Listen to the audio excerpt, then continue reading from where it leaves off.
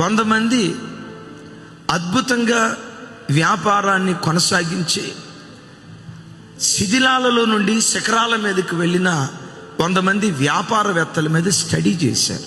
ఓ రకంగా వారు ప్రపంచ దేశాలలో అగ్రగామి వ్యాపారం చేస్తున్న వాళ్ళు, చోటామోటా వ్యాపారస్తులు కాదు. వాళ్ళ బిజినెస్ లక్షల కోట్ల టర్నోవర్.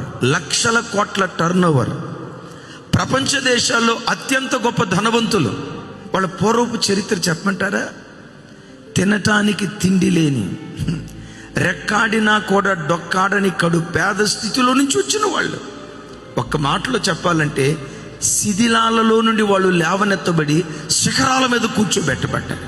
ఇంత అద్భుతంగా వ్యాపారాన్ని విజయవంతంగా కొనసాగిస్తున్న ఆ వ్యాపారవేత్తల వ్యక్తిగత జీవితాలకు తొంగి చూసి వ్యాపార సామ్రాజ్యాన్ని ప్రపంచ దేశాలకు విస్తరింపజేశారే. వీళ్ళ కుటుంబాలు ఎలా ఉన్నాయి, వీళ్ళ పిల్లలు ఎలా ఉన్నారు, వాళ్ళ వ్యక్తిగత జీవితాలకు తొంగి చూస్తే గుండెలు బ్రద్దలు చేసే సంగతి ఏంటో తెలుసా? ఆ 100 మందిలో సక్సెస్ఫుల్ పేరెంటింగ్ చేసిన వ్యక్తులు జస్ట్ 10% అన్నట్టు.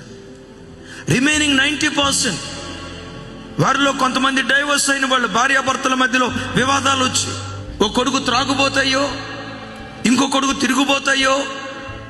సరే, ఎనీహౌ ఈ 100 మంది బిజినెస్ వ్యాపారవేత్తలను చూస్తే 90% ఫెయిల్యూర్.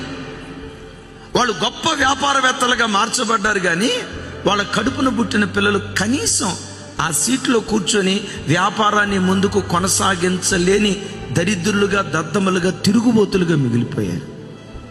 అంటే వ్యాపార సామ్రాజ్యాన్ని విస్తరింపజేయటం తేలికే, కంపెనీలు నడిపించడం తేలికే, కుటుంబాన్ని కట్టడం అంత తేలికైంది కాదు. ఈ మధ్య న్యూస్ పేపర్లో ఒక భయంకరమైన వార్త హల్చల్ అయింది. హైదరాబాద్లో పేరుగాంచిన ఒక గొప్ప హాస్పిటల్, ఆ తల్లికి హైదరాబాదే కాదు, తెలంగాణ, ఆంధ్ర ప్రాంతంలో ఆ తల్లికున్న పేరు ఎంత అంత కాదు. అంత గొప్ప పేరు సంపాదించిన ఆ తల్లి కడుపున పుట్టిన కుమార్తె, ఆమె కూడా డాక్టరే కానీ మాదక ద్రవ్యాలకు అలవాటు పడిపోయి డ్రగ్స్ తీసుకొని, గంజాయి తీసుకొని ఆ మధ్య న్యూస్ పేపర్లో హల్చల్ అయి తల్లి ఎంత గొప్ప పేరు సంపాదించిందో కుమార్తె ద్వారా ఆ పేరంతా పోయే పరిస్థితి వచ్చింది. వ్యాపార సామ్రాజ్యాన్ని విస్తరింప చేయగలిగింది కానీ, ఆర్థికంగా కుటుంబాన్ని కట్టుకోగలిగింది కానీ, కుమార్తెను పెంచే విషయంలో తల్లి ఓడిపోయింది. ఒక మాట అడుగుదాం, దేవా, నా సంఘాన్ని మేము ఎలా కట్టుకుంటున్నాము, మా కుటుంబాన్ని కూడా చక్కగా కట్టుకునే కృప దయచేయ్యా.